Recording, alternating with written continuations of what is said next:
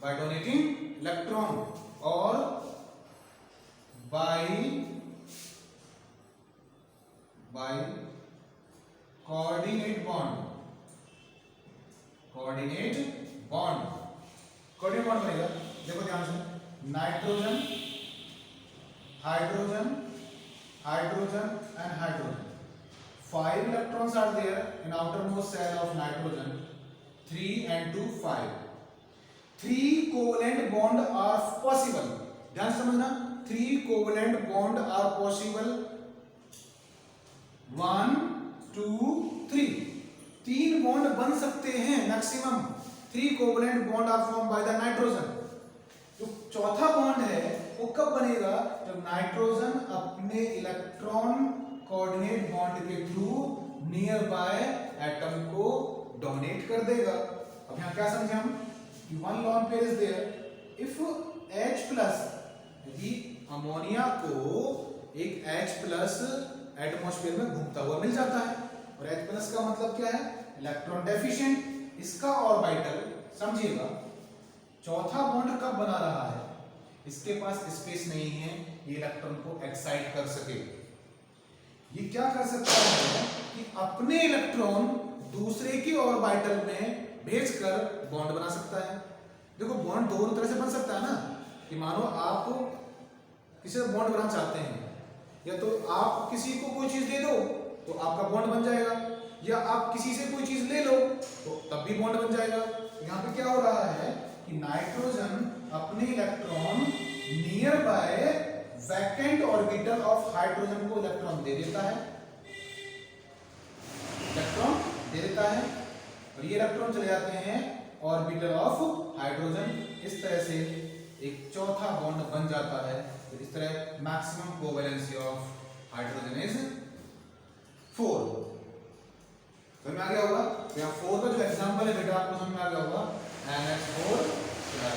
यहाँ लिख सकते हैं आप, इसका एग्जांपल आप लिख सकते हैं PCl6। आप करके देखिएगा कि PCl6 माइनस, आपको समझ में आ जाएगा कि maximum covalency of phosphorus is 5, sorry covalency of phosphorus 5 and maximum covalency of phosphorus is 6 for the PCl6 minus.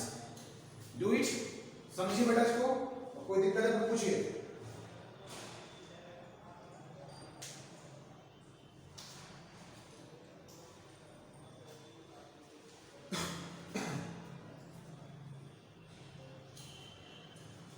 Next topic हम डिस्कस करते हैं प्रॉपर्टी नंबर 7। 6 प्रॉपर्टी में डिस्कस कर लिया। आई होप आपको एक एक प्रॉपर्टी अच्छे से समझ में आ रहा होगा, but if any doubt then discuss with मी।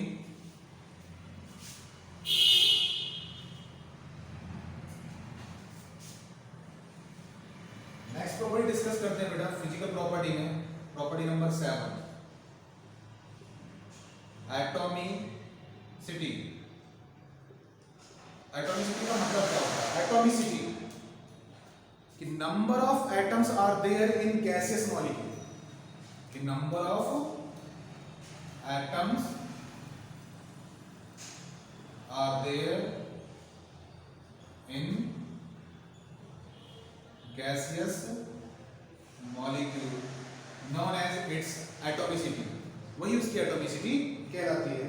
तो अभी हम देखें कि nitrogen, phosphorus, arsenic, antimony and bismuth, तो इनकी एटॉमिसिटी क्या होती है? तो इनकी बेटा एटॉमिसिटी, तो nitrogen exist in the diatomic form. Nitrogen जो एटॉमिसिटी कितनी होती है? 2 होती है। हम डिस्कस करेंगे ऐसा क्यों होता है। Phosphorus P4, arsenic 4, antimony 4 and bismuth metal है, ये exist in the mono atomic form. Nitrogen N2 form, phosphorus P4, arsenic 4, antimony Sp4 में एग्जिस्ट करता है। This is the atomicity of group number 15 element. Group number 15 का बेटा ये atomicity है। ये कैसे करता है एग्जिस्टेंस, वो हम डिस्कस करते हैं कि नाइट्रोजन N2 में क्यों करता है और फास्फोरस P4 में क्यों करता है। यहां लिखेंगे कि nitrogen N2 have poor catenation property, nitrogen की जो कैटिनेशन प्रॉपर्टी होती है वो सबसे कम होती है। इसका मतलब क्या होता है, अब इसको समझे हम लोग। आपको पहला पॉइंट ये है कि नाइट्रोजन डायटोमिक में क्यों होता है, उसका रीजन है कि फास्फोरस P4 में एग्जिस्ट करता है क्योंकि उसका जो कैटिनेशन प्रॉपर्टी है वो कम होता है। P4 having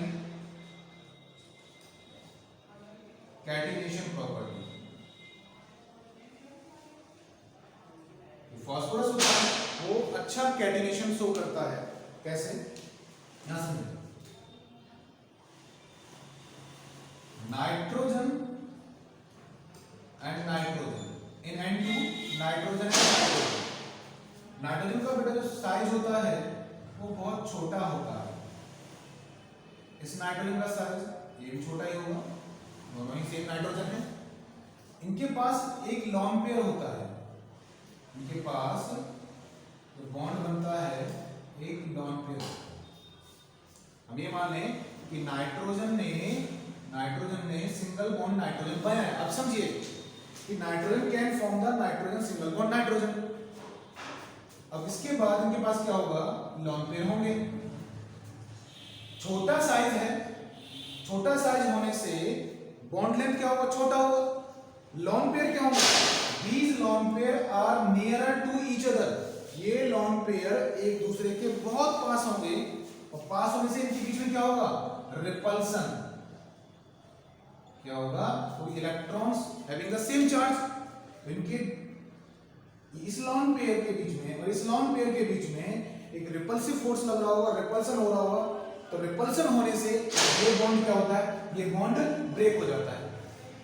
जब ये बॉन्ड ब्रेक हो जाता है तो nitrogen single bond nitrogen exist नहीं कर पाता है। बात समझ आ रही है, nitrogen single bond nitrogen exist नहीं कर पाता है और इसीलिए ये कैटिनेशन प्रॉपर्टी नहीं शो कर पाता। तो कैटिनेशन का मतलब क्या होता है, कैटिनेशन का मतलब क्या होता है, तो catenation is a property of an atom to form self linkage property, self linkage property by single covalent bond.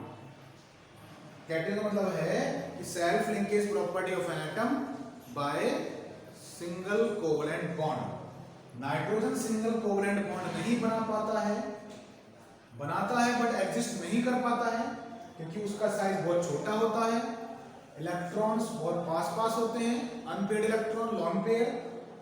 Lone pair के होने से एक रिपल्सिव फोर्स लगती है, रिपल्सन होता है। रिपल्सन होने से ये सिंगल बॉन्ड ब्रेक हो जाता है और वो एक लॉन्ग चेन प्रॉपर्टी शो नहीं कर पाता है। अब फास्फोरस में क्या होता है बेटा कि फास्फोरस में एक सेल बढ़ जाता है, नाइट्रोजन 2p में एग्जिस्ट करता है, फास्फोरस 3p में एग्जिस्ट करता है।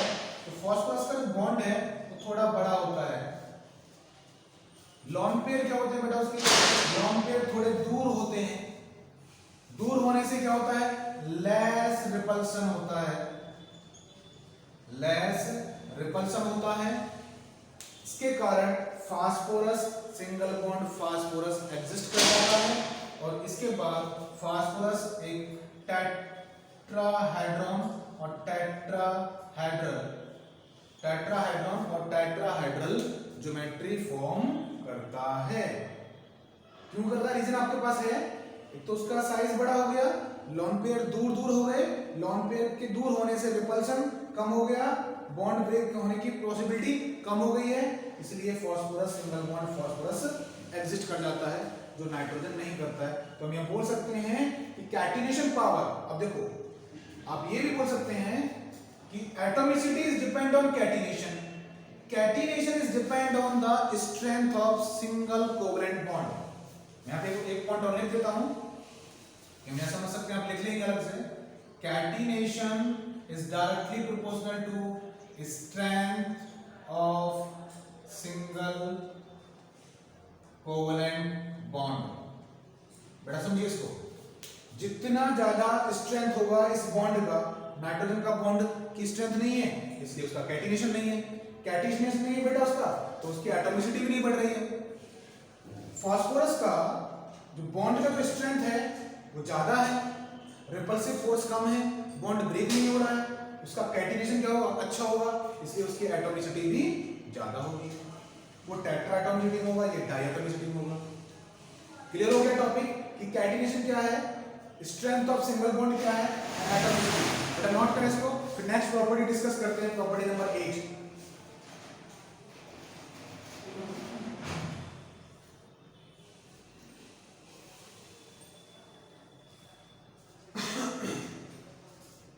नेक्स्ट प्रॉपर्टी डिस्कस करते हैं।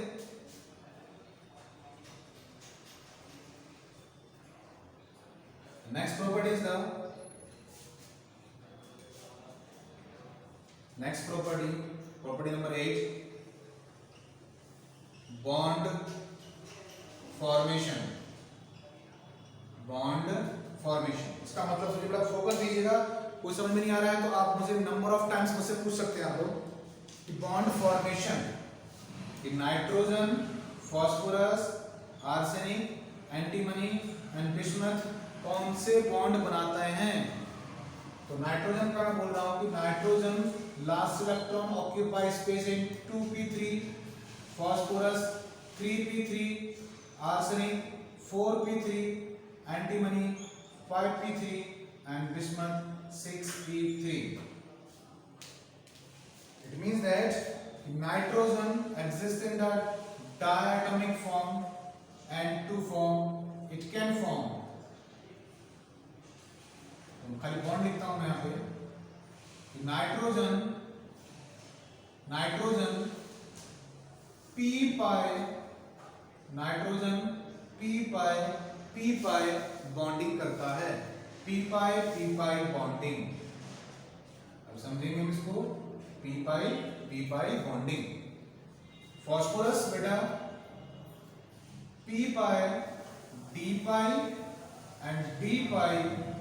d पाई बॉन्डिंग करता है। Same arsenic and same for the antimony and bismuth, these are form p pi d pi bonding करते हैं। अब हम समझते हैं कि p पाई बॉन्डिंग क्या होती है, जो नाइट्रोजन में एग्जिस्ट करती है, p पाई d पाई क्या होती है, एग्जिस्ट करती है। चलिए डिस्कस करते हैं।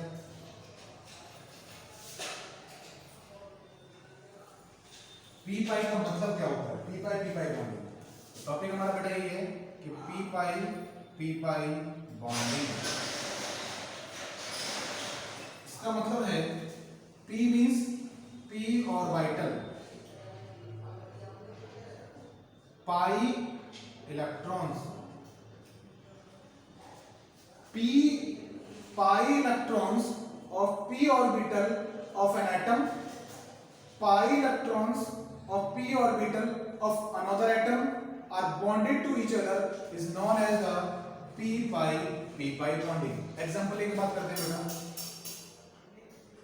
example is N2।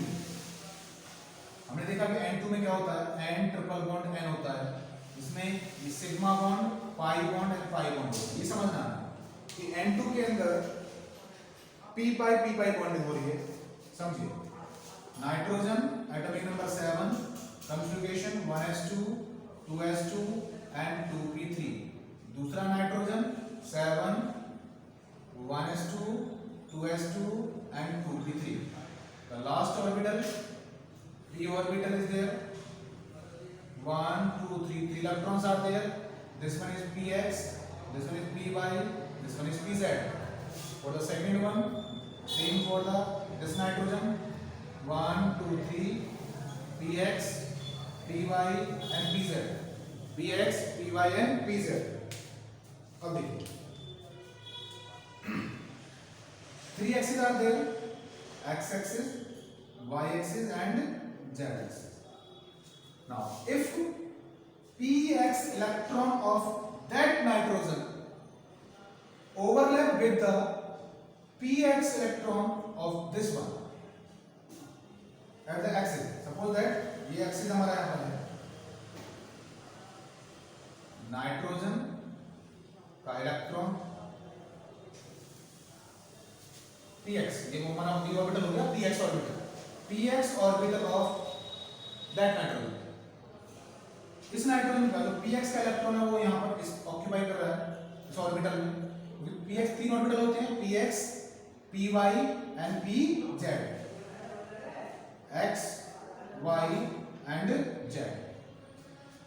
तो px of this one and px of this one are overlap to each other to form a sigma bond। जब orbital end to end face to face interaction करते हैं तो बेटा उनके बीच में कौन सी बॉन्डिंग होती है? Sigma bonding. तो px of this nitrogen are bonded overlap to each other on the x axis by end to end to form the sigma bond। ये सिग्मा बॉन्ड बन गया। अब ये तो बॉन्डिंग हो गया। अब क्या होगा? अब हमारे पास y एक्सिस में this one is the y orbital, this one is the py, this one is py, और ये हो गया हमारा px of this one, px of this one, उनके बीच में बन गई सिग्मा बॉन्डिंग। इसे बोलेंगे p सिग्मा बॉन्डिंग। तो axial bonding end to end bonding हो चुका है। अब py y orbital of this one and y orbital of this one, ये इलेक्ट्रॉन और ये इलेक्ट्रॉन अब face to face end to end bonding कर चुके हैं। अब उनके पास क्या स्पेस बचा है कि they are overlap to each other. वो बॉन्डिंग करें, ओवरलैप करें, तो कैसे बॉन्डिंग कर सकते हैं? Lateral, side by side lateral bonding. ये क्या करते हैं? अब दोनों ऑर्बिटल क्या करते हैं? लेटरल साइड बाय ओवरलैपिंग करते हैं। py orbital of this nitrogen, py orbital of this nitrogen, py electron of this one, py electron of this one overlapping करते हैं। ये क्या रहता है हमारा p pi इलेक्ट्रॉन। जब भी ऑर्बिटल साइड बाई ओवरलैपिंग या लेटरल ओवरलैपिंग करेंगे और एक बॉन्ड फॉर्म करेंगे, उस बॉन्ड का जो एनर्जी होगा, स्ट्रेंथ होगा, वो कम होगा और उसी को बोलते हैं हम लोग पाई बॉन्ड। तो p orbital of this one, p orbital of this one can form a pi bond and that bonding is known as the p pi bonding। बेटा समझ में आ गया होगा कि ये एक्सियल बॉन्डिंग हो गया है सिग्मा बॉन्ड, ये बन गया पाई बॉन्ड। वैसे ही हमारा जेड एक्सिस पे बनेगा, ये हमारा थर्ड बनेगा जेड एक्सिस, ये हमारा जेड एक्सिस। इनके बीच में क्या होती है? ये यहां से मिलकर ये कहलाती है हमारी p पाई बॉन्डिंग। यहाँ पर दो पाई बॉन्ड बनते हैं, एक सिग्मा बॉन्ड बनते हैं। तो इस तरह से नाइट्रोजन p पाई बॉन्डिंग बनाता है। फास्फोरस में क्या होगा बेटा कि फास्फोरस किसी दूसरे एटम से रिएक्शन करेगा, बॉन्डिंग करेगा, तो फास्फोरस का p ऑर्बिटल का electron near by surrounding corner का p ऑर्बिटल का इलेक्ट्रॉन यदि वो डबल बॉन्ड या ट्रिपल बॉन्ड बनाते हैं, जैसे कि हम बात करें कि ऑक्सीजन और फास्फोरस को डबल बॉन्ड क्रिएट कर रहा है, तो फास्फोरस ऑक्सीजन का क्या हो जाएगा? p पाई बॉन्डिंग हो जाएगा। एक ऐसा atom, surrounding atom, corner atom जिसका इलेक्ट्रॉन d ऑर्बिटल में एग्जिस्ट करता है, फास्फोरस का p ऑर्बिटल में एग्जिस्ट करता है, तो p orbital electron of phosphorus, d orbital electron of another atom और surrounding atom can form a pi bond and that bonding is known as the p pi d pi. ये p पाई हो गया, वो p pi d पाई हो जाएगा। I hope you can understood. Note करो बेटा इसको, फिर आगे चलते हैं।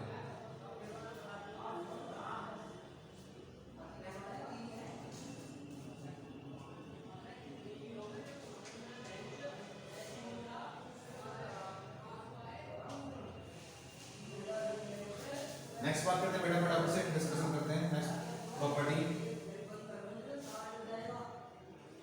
इलेक्ट्रोनेगेटिविटी। Property number 9 electronegativity. अब देखिए कि nitrogen, phosphorus, arsenic, antimony and दुश्मन जब डाउन द ग्रुप चल रहे हैं कि this one is metal and this one is non metal. और मेटल की जो टेंडेंसी है इलेक्ट्रॉन डोनर की होती है, इलेक्ट्रॉन डोनर। और इलेक्ट्रॉन डोनर क्या होते हैं बेटा? Electro positive. इट मींस ये कौन होगा? Electron acceptor. ये कैसा हो जाएगा? Electro negative. ये बोल सकते हैं कि down the group electro negativity decrease. तो nitrogen is more electronegative than phosphorus, then arsenic, then antimony and then bismuth. Note करें बेटा इसको।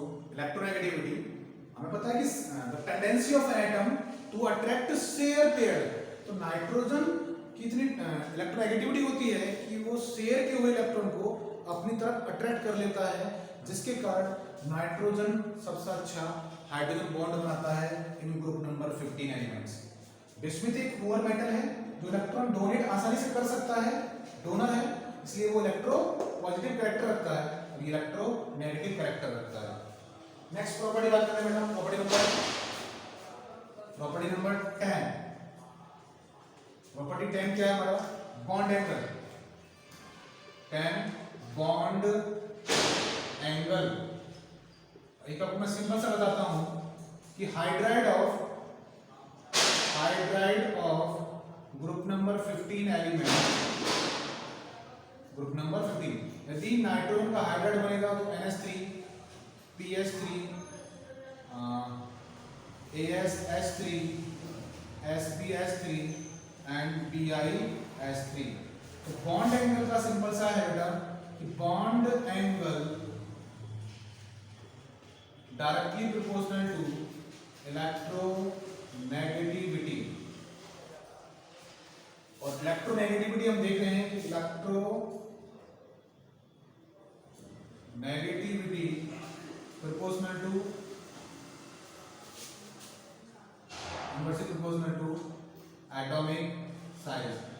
जितना ज्यादा एटॉमिक साइज होगा उतनी इलेक्ट्रोनेगेटिविटी कम होगी। तो इलेक्ट्रोनेगेटिविटी जितनी ज्यादा होगी उतना ही बॉन्ड एंगल ज्यादा होगा।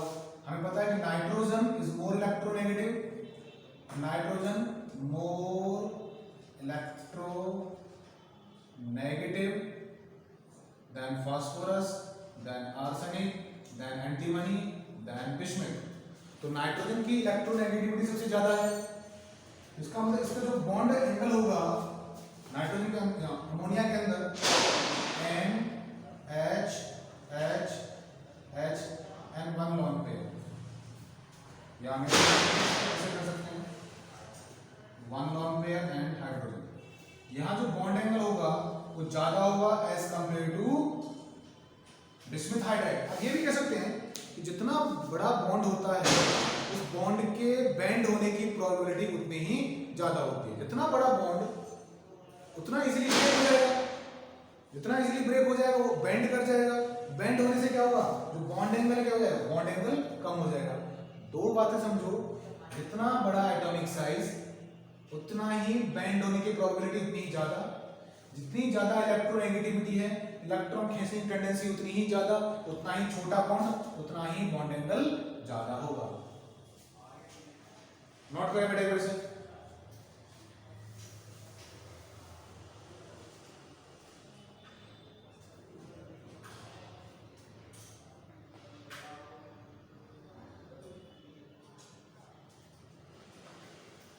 एक दो प्रॉपर्टी और करते हैं।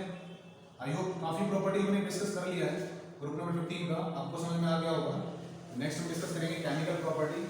प्रॉपर्टी नंबर 11 डिस्कस करते हैं, boiling point.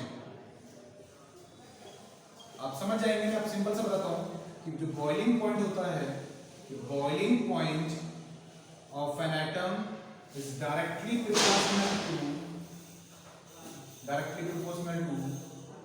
van der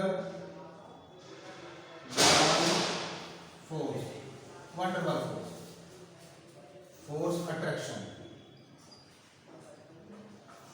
boiling point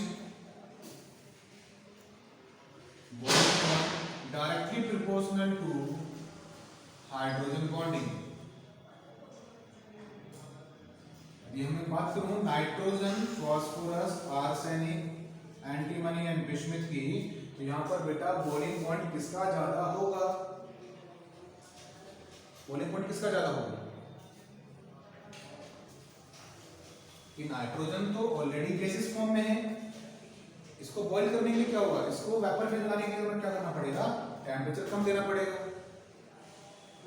उसके बाद इसको तो इसका मतलब हम बोल सकते हैं bismuth, than antimony, than arsenic, than phosphorus, than nitrogen.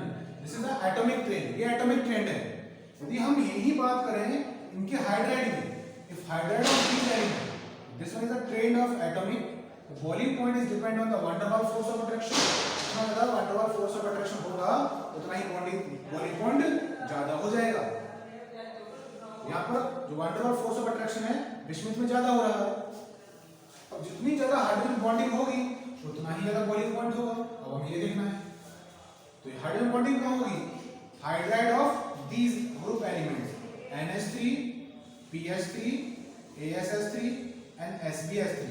अब यहाँ देखेंगे नाइट्रोजन एक हाइड्रोजन बॉन्डिंग करता है, तो यहाँ पे ट्रेंड क्या होगा, जो PH3